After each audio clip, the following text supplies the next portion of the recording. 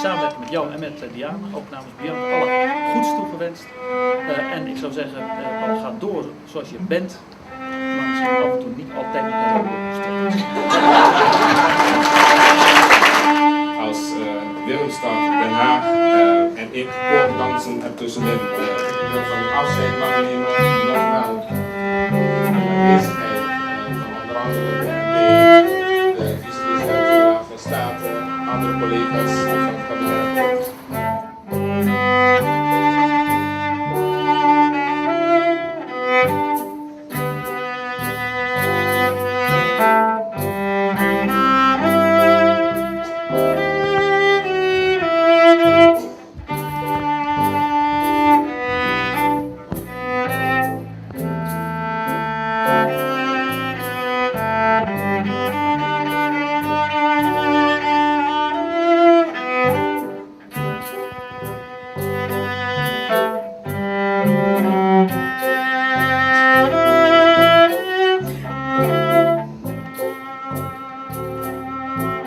Ambtsperiode die gepaard ging met een van de moeilijkste perioden uit de politieke en staatkundige geschiedenis van de Nederlandse Antillen.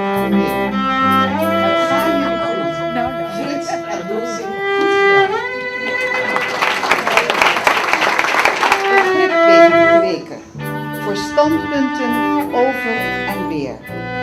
Oplossingen helpen vinden. Dat is inderdaad een taak van een GEFNIT. Marcos Bompal, Ombrasa, de minister-president Emily de Jong El Hager.